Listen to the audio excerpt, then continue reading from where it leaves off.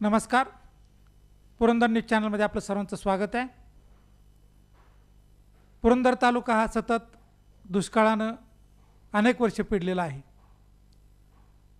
सतत पावसाचं दुर्भिक्ष, त्यामुळे शेतकरी आणि फार मोठ्या प्रमाणावर शेतजमीन ही डोंगराळ आणि मुरमाळ प्रकारची आहे.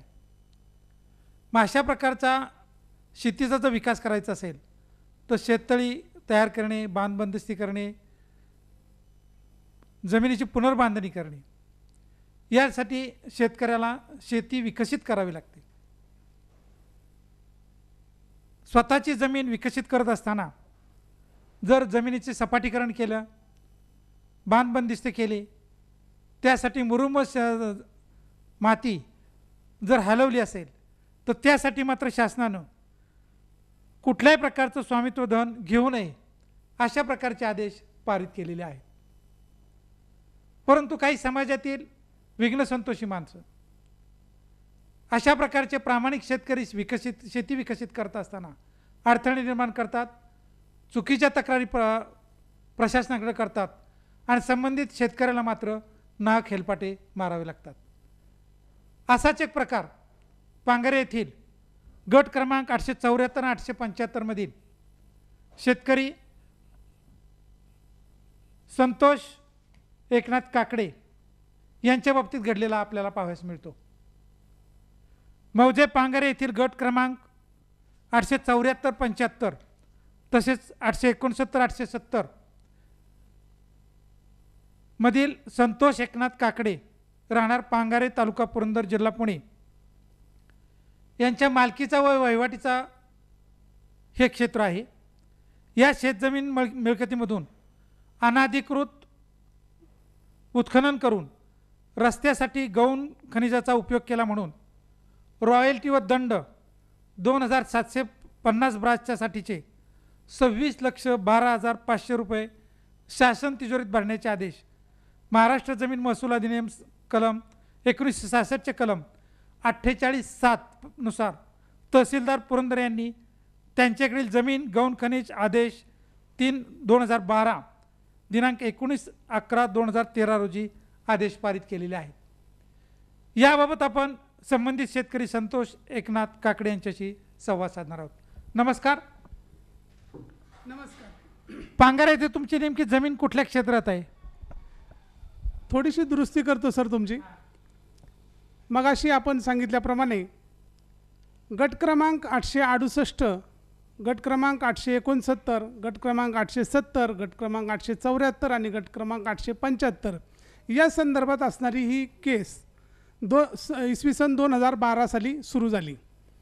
तत्कालीन तहसीलदार माननीय सीमा होळकर या त्यावेळी कार्यरत होत्या आणि त्यांच्यासमोर गावातील काही विघ्नसंतोषी लोकांनी, त्याच्यामध्ये अजूनही महाभारतच चालतं तसं घरातीलच काही घरवेद्यांनी या संबंधातला अर्ज तहसीलदार यांच्याकडे केला. त्याला मानवाधिकार कुठला आणलं, ते पत्र कुणाकडून आणलं, पण मानवाधिकाराचं एक पत्र आणलं आणि त्याच्यामध्ये डोंगरफोड करत आहे असं पत्र तहसीलदार साहेबांना दिलं. वास्तविक पाहता माझं BSc झालेलं आहे, मी ग्रॅज्युएट आहे, लॉची माझी 2 वर्ष पूर्ण झालीत आणि इतकं सगळं असतानासुद्धा शेती करण्यासाठी म्हणून मी आमच्या गावच्या पश्चिमेला असणाऱ्या डोंगरावर, पांगारे गावच्या पश्चिमेला असणाऱ्या डोंगरावर, की ज्या डोंगरावर जवळजवळ 2,500 एकर शेती होण्यासारखी क्षेत्र आहे. म्हणजे आमच्याकडं 30% फक्त लागवडीलायक क्षेत्र आहे आणि 70% हे पडीक क्षेत्र आहे, चराऊपड आहे. आणि त्या चराऊपड असणाऱ्या क्षेत्राला एकत्र कुटुंबाची, अविभक्त इच्छाची, सामायिक अशा स्वरूपाचं ते क्षेत्र आहे. त्याला कुठेही बांध नाही. हा गट कोणता हे सुद्धा लोकांना माहिती नाही. अशा परिस्थितीमध्ये आम्ही त्याची थोडीफार माहिती काढून रेव्हेन्यू डिपार्टमेंटला लागणाऱ्या योग्य त्या परवानग्या घेऊन मी आमची शेती डेव्हलप करण्याच्या दृष्टीनं त्या ठिकाणी मी सपाटीकरणाचा सुरुवात केली होती.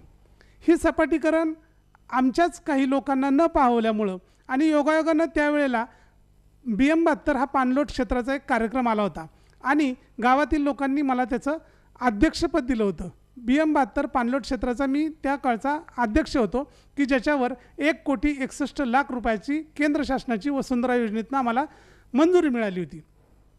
पाणलोटाचे सगळे उपचार हे माथा ते पायथा करायचे असतात, त्याच्यामुळं आम्ही डोंगरापासून सुरुवात केली होती.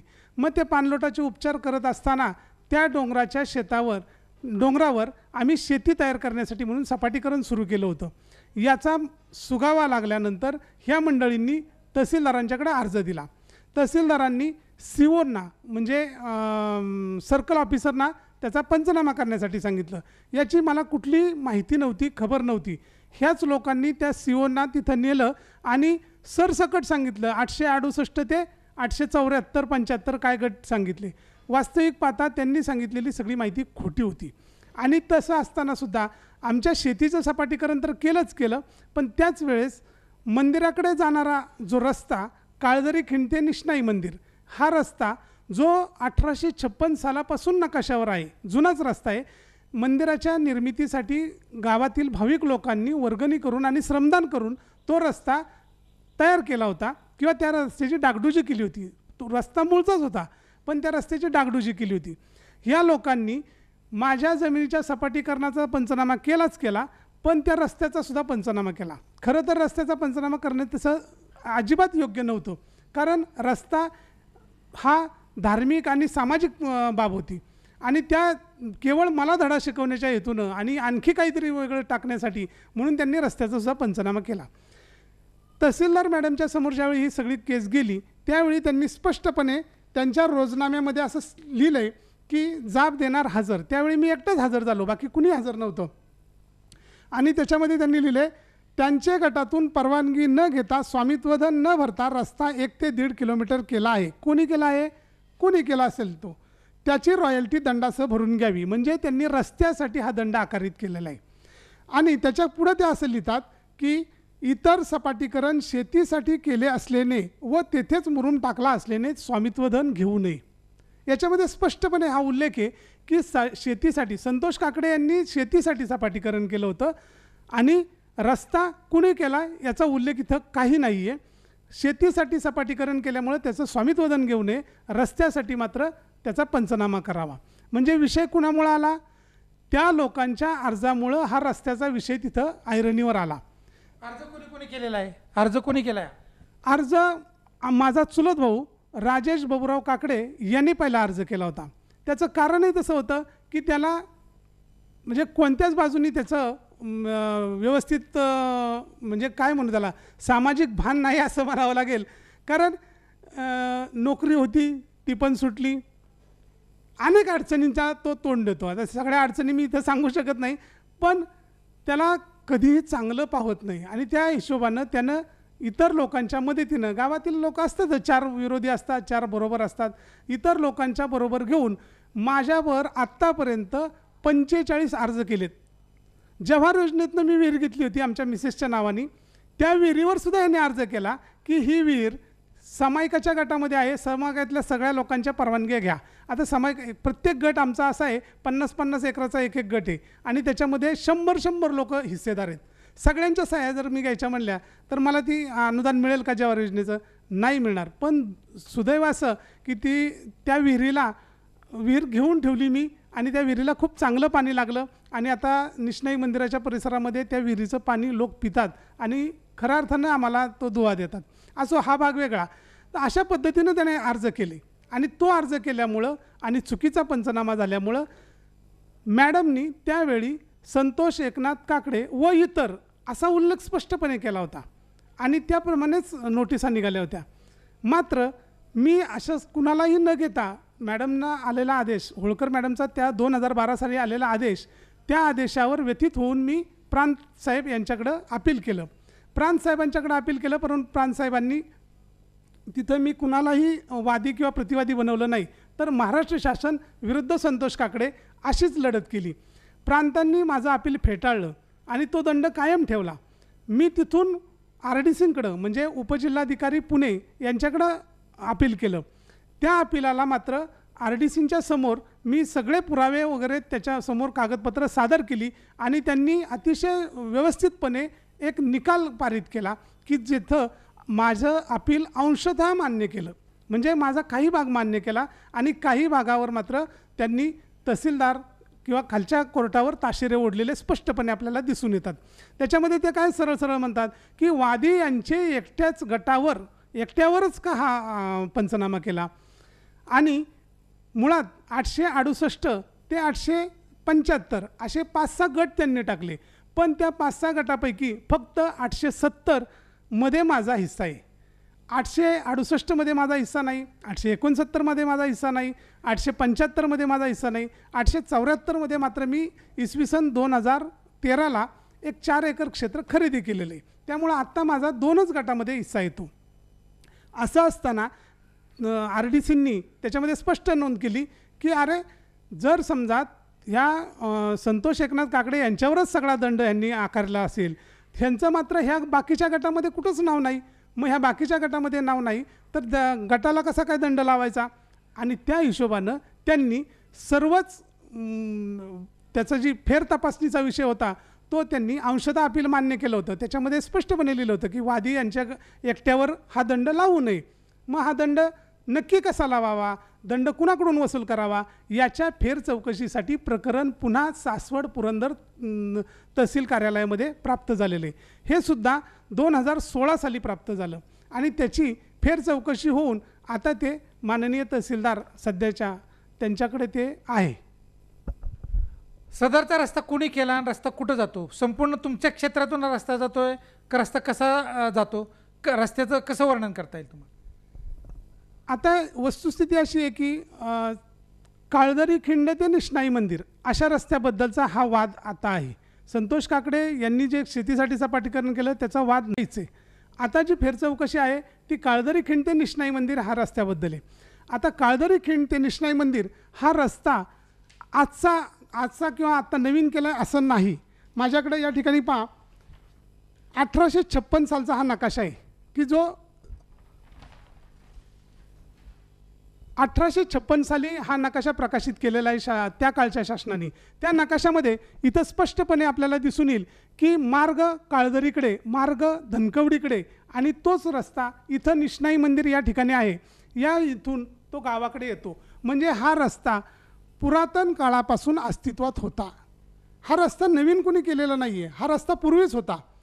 फक्त इतकंच झालं की त्या रस्त्याला जे काही गाडीवाट होती त्या गाडीवाटेवरून नवीन मंदिर बांधण्यासाठी ज्यावेळी लोकांनी लोकवर्गणी केली आणि नवीन मंदिर बांधण्यासाठी घेतलं त्यावेळेला आताच्या नवीन काळानुसार सिमेंट किंवा वीट वाळू याची वाहतूक करण्यासाठी थोडंसं सोपं जावं या हिशोबानं JCBच्या साह्याने त्याची डागडुजी केली. रस्ता नवीन केला नाही आणि फक्त त्याची डागडुजी केली. आणि मग ती डागडुजीसुद्धा कशासाठी केली तर मंदिराच्या बांधकामासाठी. म्हणजे ते एक धार्मिक आणि सामाजिक अशा स्वरूपाचं प्रयोजन होतं.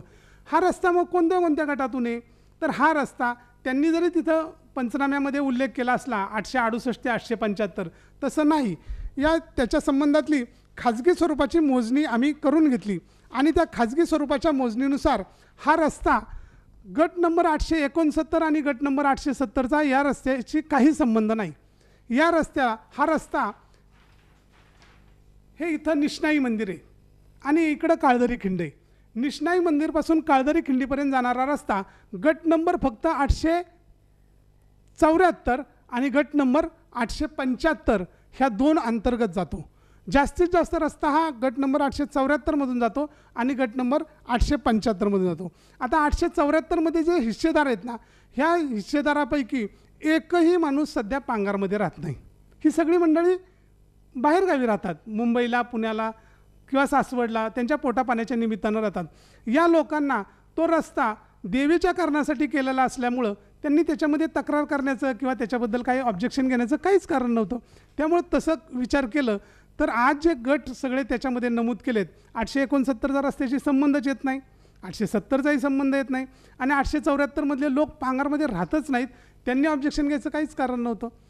थोडक्यात हा धार्मिक आणि सामाजिक प्रयोजनासाठी केलेला हा रस्ता असल्यामुळं खरं तर आम्हाला असं वाटतं की याच्यावर माननीय मेहरबान तहसीलदार साहेबांनी योग्य तो निर्णय घेतला पाहिजे आणि लोकांच्यामधली जी धार्मिक भावना आहे त्या भावनेला कुठल्याही स्वरूपाचं काही होऊ नये अशी त्याच्यामध्ये आम्हाला वाटतं. तक्रारदार या गटामध्ये मालक आहेत का? सुदैवानं तक्रारदार सुद्धा या गटामध्ये मालक आहे. त्यावेळी तो मालक नव्हता, पण नंतर वाटप झालं आणि वाटपानंतर तो तिथं मालक सदरी आहे. गट क्रमांक 875मध्ये तो तक्रारदार वाटपाला आहे, तिथं आहे तो हिस्सेदार म्हणून आहे. गट नंबर 869मध्ये सुद्धा तो आहे आणि गट नंबर 875मध्ये पण आहे. तर पांगारे गावामध्ये या प्रकरणासंबंधी काय चर्चा आहे? ग्रामस्थांची जबाबदारी काय आहे? तुमच्याबद्दल काय माहिती पसरवली जाते? अगदी योग्य प्रश्न तुम्ही सर विचारला. होतं आहे कसं की त्या व्यक्तीला मोकळा वेळ भरपूर आहे, त्याच्यामुळं हा एखादी नोटीस आली की सोबत ते बकोटीला घेऊन फिरतो आणि प्रत्येकाच्या घरी जातो. घरी जाऊन प्रत्येकाला सांगतो तुमच्यावर आबांनी दंड बसवला. आणि गरीब शेतकरी असतात, त्यांना नक्की काही कळत नाही की काय याच्यामध्ये काय आहे ते. आणि मग ते लोक नोटीस आम्हाला आलीच कशी. एकानं मला परवा विचारलं, मला नोटीस का काढलीस? आता नोटीस मी काढणार आहे का? मी त्याला एकच प्रश्न विचारला, अरे मी नोटीस काढणार आहे का? नोटीस ही तहसीलदारांच्या सहीने आलेली आहे. शिवाय आता नोटीस कशी आली? महाराष्ट्र शासन विरुद्ध संतोष काकडे व इतर 34 लोक. म्हणजे मी सुद्धा आता कोण आहे? प्रतिवादी आहे. पूर्वी एकटाच मी वादी होतो, आता मी प्रतिवादीमध्ये आहे आणि त्या 34 लोकांच्या बरोबर आहे. तेव्हा थोडासा लोकांचा गैरसमज पण व्हायला नको आणि लोकांनी गैरसमज नको करायला की बाबा हा आबांनी दंड बसवला आहे आणि आबांनीच हा उद्योग केला आहे. खरं तर हा उद्योग केवळ त्या अर्जदारामुळं झाला आहे आणि ज्यानं अशी चुकीची माहिती प्रशासनाला दिली आणि त्यामुळं प्रशासनाचा तर आत्तापर्यंतचा 2012 ते 2021 म्हणजे जवळजवळ 9-10 वर्षाचा काळ किती वाया गेला, किती श्रम वाया गेले. माझे तर जाऊ द्यात पण प्रशासनाचे सुद्धा वेळ वाया गेलेला आहे. प्रांताकडे तक्रार अर्ज करताना, अपील करताना तुम्ही विरुद्ध महाराष्ट्र शासन असं केलं होतं? हां, प्रांताकडं मी ज्यावेळी अर्ज केला, अपील केलं, त्यावेळी महाराष्ट्र शासन विरुद्ध संतोष काकडे एवढंच फक्त होतं. त्याच्यामध्ये मी दुसऱ्या कुणाचंही नाव लिहिलं नव्हतं किंवा संतोष काकडे विरुद्ध महाराष्ट्र शासन असं केलं होतं.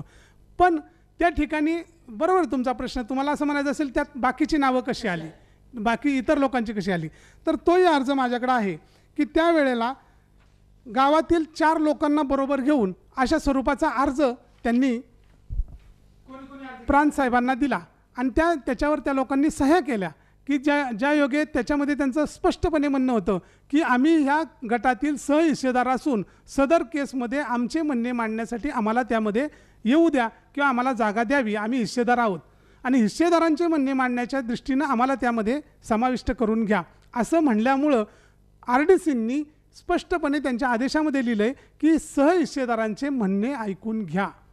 आणि म्हणून मग सहहिस्सेदारांना सर्वांना नोटीस आल्यात. त्या सहहिस्सेदारांना नोटिसा येण्यापाठीमागं केवळ हा अर्जच कारणीभूत आहे. स्वतःची जमीन विकसित करत असताना सार्वजनिक रस्त्याचा प्रश्नाचा काही संबंधच येत नव्हता, परंतु द्वेषापोटी अशा प्रकारचं प्रकरण रंगवून त्याला गावाला वेठीस धरण्याचं काम पांगारे गावामध्ये चालू आहे. मग अशा प्रकारचा हा पर्दाफाश करणं गरजेचं आहे की गावकऱ्यांना कोण वेठीस धरते. शेतकरी स्वतः या ठिकाणी खर्च करून जमीन विकसित करत असताना रस्त्याचा काही संबंध नसताना रस्त्याची चौकशीचा आदेश कोणी काढला, रस्त्याचा प्रश्न उपस्थित कोणी केला, रस्त्याचा पंचनामा कोणी करायला लावला, हा प्रश्न नागरिकांच्या समोर येणं आवश्यक आहे, जनतेसमोर येणं आवश्यक आहे. कोर्ट दरबारी हा प्रश्न निर्माण करत असताना स्वतःहून कुणी अर्ज केला की आमचेही म्हणणं ऐकून घ्या आणि याही लोकांना नोटिसा काढा. अशा प्रकारचा वादग्रस्त प्रश्न निर्माण करून गावामध्ये गैरसमज पसरवण्याचं काम पांगारे गावात चालू आहे. त्यामुळे अशा प्रकारे गावामध्ये सामाजिक आणि धार्मिक प्रश्न दुखावण्याचा प्रश्न निर्माण झालेला आहे. खरं तर हा देवीचा रस्ता आहे. देवीला जाण्यासाठी सर्व नागरिकांना, खरं ही पांगाऱ्याच्या गावची अतिशय महत्त्वाचं दैवत आहे. प्रत्येक नागरिक श्रद्धेनं त्या मंदिरामध्ये जातो, दर्शन घेतो आणि त्या ठिकाणी नतमस्तक होतो. सर्वांची सोय त्या ठिकाणी होते. पूर्वीपासूनचा हा रस्ता आहे, त्याची डागडुजी केली, रस्त्याला भाविकांना जाण्यासाठी, वाहनं जाण्यासाठी रस्ता खुला केला, तर या रस्त्याचा आणि संतोष आबा काकडे यांचा जमिनीचा काही संबंध नाही, त्यांच्या उत्खननाचा काही संबंध नाही. या ठिकाणी काही संबंध नसताना लागेबांधे लावून त्यांच्यावर खोटे आरोप करण्यात आलेले आहे. अशा प्रकारे संतोष आबाचं म्हणणं आहे. आता तुम्ही नागरिकांना काय आवाहन करू इच्छिता? नाही, नागरिकांनी खरोखरच आहे ना, हे सगळे पेपर जर त्यांना पाहिजे असतील ना, माझ्याकडे फाईल तयार आहे, मी त्यांना त्यांच्यासमोर ही फाईल द्यायला तयार आहे. आता देवस्थान कमिटीला पण नोटीस निघाली, त्या दिवशी त्यांनी तिथं विषय काढल्यामुळं मॅडमनी देवस्थान कमिटीला पण नोटीस काढली आणि त्याप्रमाणे देवस्थान कमिटीचे लोकही त्या ठिकाणी त्यांनी वेळ मागून घेतला आहे आणि आता पुढची तारीखही मिळेल त्यांना कदाचित. पण त्यांना म्हणणं मांडण्यासाठी देवस्थान कमिटीने एक मिटिंग घ्यावी, त्या मिटिंगमध्ये तो विषय मांडावा आणि त्या ठिकाणी असणाऱ्या गोष्टीचं स्पष्टीकरण करायला मी तयार आहे. फक्त होतं कसं की प्रत्येकाच्या घरापर्यंत नाही मी पोचू शकत की तुम्हाला सांगायचं. जसं समोरून केलं जातं की घराघरामध्ये जायचं, गुपचूप बसायचं आणि त्यांना काहीतरी भीती दाखवून किंवा प्रलोभन करून त्यांना ते पटवायचं. मला तसलं पटवणं जमत नाही आणि माझं जे आहे ते समोर सगळं कागदावर आहे. कधीही मला मंदिरामध्ये बोलवून विचारलं किंवा मिटिंग घेतली तरी लोकांच्या समोर मी ही सगळी कागदपत्र सादर करायला तयार आहे. रस्त्याच्या डागडुजीचा खर्च तुम्ही केला आहे का कोणी केला आहे? नाही, रस्ता करण्याचा माझा संबंधच नाही ना. रस्ता हा माझा विषयच नव्हता. रस्ता हा मंदिराच्या निर्माणासाठी केलेली डागडुजी होती फक्त. आणि त्यासाठी खर्च कोणी केला? त्यासाठी खर्च ते ह्याच्यामध्ये आपण 2012 सालचा जो अहवाल आहे देवस्थान कमिटीचा त्याच्यामध्ये स्पष्ट उल्लेख आहे की रस्त्याची डागडुजी करण्यासाठी 83,000 समथिंग रुपये खर्च झाले आणि ते JCP आणि पोकलेन भाडं म्हणून त्याच्यामध्ये. आणि हे अगदी सत्य आहे की ते लोकवर्गणीतून ते केलेलं आहे. आता देवस्थान कमिटी मुळातच रजिस्टर झालेली 2च वर्ष झाली. देवस्थान कमिटीचा आणि याचा सुद्धा काही संबंध नाही या प्रकरणाचा. हे प्रकरण 2012 सालचं आणि देवस्थान कमिटी रजिस्टर झालेली 2च वर्ष झाली. त्यामुळं कमिटीचा आणि त्याचा तसा अर्थार्थी काही संबंध नाही. त्यावेळी अनरजिस्टर असणाऱ्या त्या देवस्थानच्या लोकवर्गणीतून केलेला तो खर्च आहे. एखाद्या गावामध्ये गावगुंड असतील किंवा विघ्नसंतोषी माणसं असतील तर गावामध्ये कशा प्रकारे कुंभा कालवला जातो, नसलेली प्रकरणं उकरून काढली जातात आणि त्याला हवा देऊन मोठ्या प्रकारचा वातावरण निर्मिती केली जाते. गावात तट निर्माण केले जातात, गावात वाद निर्माण केले जातात, गावात अशा प्रकारचं बेबनाव निर्माण केला जातो आणि शांततेच्या वातावरणामध्ये हे काही बिघाड होईल आणि गावात काहीतरी तणाव निर्माण होईल अशा प्रकारचं वातावरण काही मंडळी जाणीवपूर्वक करत असतात. शेतकऱ्याला स्वतःची शेती विकसित करण्याचा पूर्णपणे अधिकार आहे, परंतु त्याच्या आडकाठी करण्यासाठी गावाला वेठी धरण्याचं काम, देवीच्या रस्त्याला वेठी धरण्याचं काम काही विघ्नसंतोषी मंडळी करत आहेत. हा पर्दाफाश होणं गरजेचं आहे. नागरिकांच्या समाजहिताच्या दृष्टिकोनातून ह्या सर्व बाबी समाजासमोर आल्या पाहिजेत. अशा प्रकारचा निर्णय तहसीलदार असतील, प्रांत असतील, अप्पर जिल्हाधिकारी असतील यांच्या प्रकारे हे प्रकरण कसं गेलेलं आहे, या सर्व खटाटोप कशा प्रकारे सुरू झालेला आहे आणि नागरिकांना कशा प्रकारे नाहक हेलपाटे मारावं लागत आहेत यासंबंधीचं सविस्तर विवेचन या ठिकाणी संतोष एकनाथ काकडे यांनी आपल्यासमोर केलेलं आहे. नागरिकांनी त्याचा नम्रपणे स्वीकार केला पाहिजे, याचा विचार केला पाहिजे आणि आपली गावकी भावकी शांततेचं वातावरण कसं राहील, धार्मिक वातावरण कसं राहील, गावचा विकास कसा होईल यासाठी गावकऱ्यांनी एकत्र येणं गरजेचं आहे. धन्यवाद.